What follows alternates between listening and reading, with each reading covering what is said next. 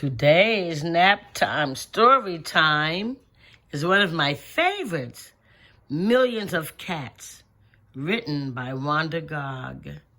When I finish reading your story, I'm going to pop some popcorn and watch one of my favorite movies.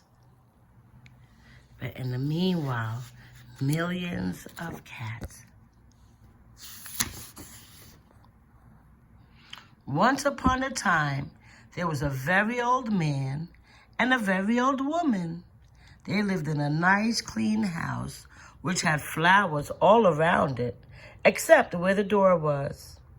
But they couldn't be happy because they were so very lonely. If only we had a cat, sighed the very old woman. A cat? Asked the very old man. Yes, a sweet little fluffy cat, said the very old woman. I will get you a cat, my dear, said the very old man. And he set out over the hills to look for one. He climbed over the sunny hills. He trudged through the cool valleys. He walked a long, long time, and at last he came to a hill which was quite covered with cats. Cats here, cats there, cats and kittens everywhere. Hundreds of cats, thousands of cats, millions and billions and trillions of cats. Oh, cried the old man joyfully, now I can choose the prettiest cat and take it home with me.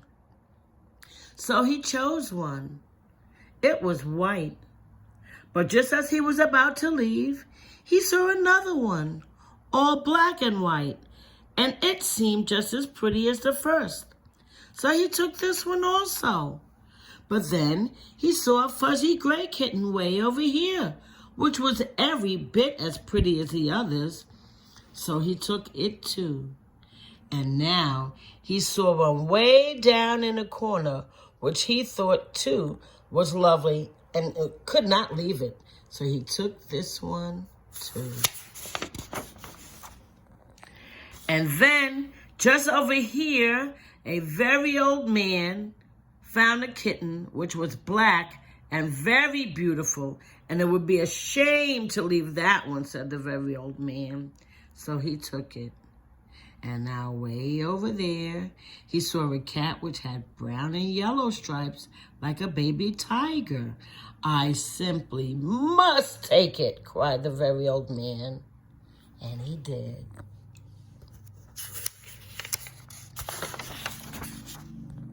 So it happened that every time he looked, the very old man saw another cat which was so pretty he could not bear to leave it. And before he knew it, he had chosen them all. And so he went back over the sunny hills and down through the cool valleys to show all his pretty kittens to the very old woman. It was very funny to see those hundreds and thousands and millions and billions and trillions of cats following him.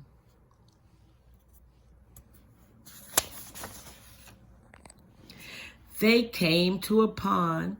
Meow, meow, we are thirsty, cried the hundreds of cats. Thousands of cats. Millions and billions and trillions of cats. Well, here is a great deal of water, said the very old man.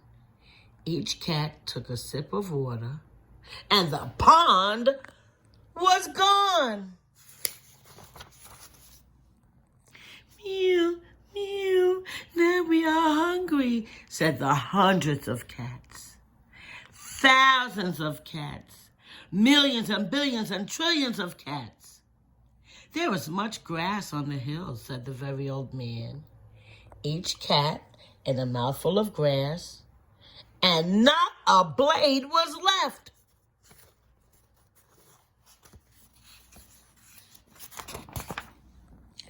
Pretty soon, the very old woman saw them coming.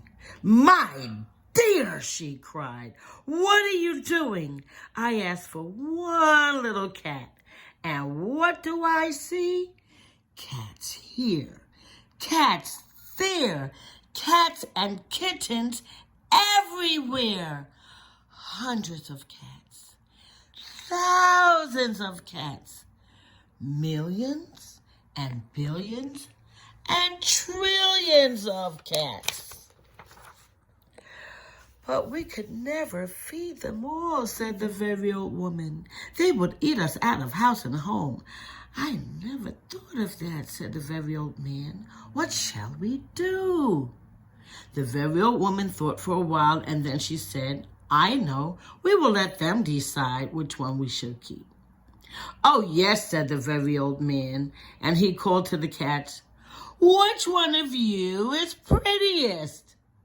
I am, no, I am the prettiest. I am, no, I am, cried hundreds and thousands and millions and billions and trillions of voices, for each cat thought itself the prettiest. And they began to quarrel. They bit and scratched and clawed each other and made such a great noise that the very old man and the very old woman ran into the house as fast as they could. They did not like such quarreling, but after a while, the noise stopped, and the very old man and the very old woman peeped out of the window to see what happened.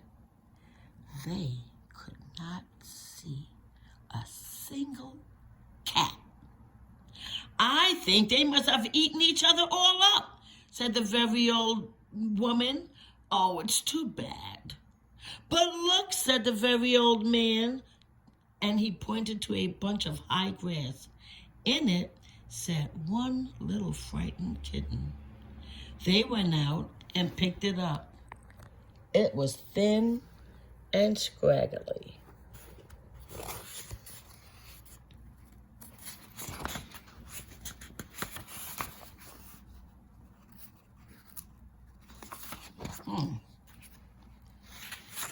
Come on. "Poor little kitty," said the very old woman. "Dear little kitty," said the very old man.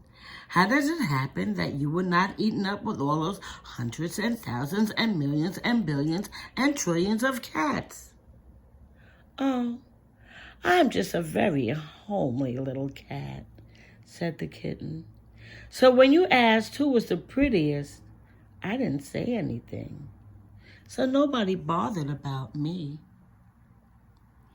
They took the kitten into the house, where the very old woman gave it a warm bath and brushed it until its fur was soft and shiny. And every day they gave it plenty of milk, and soon it grew nice and plump.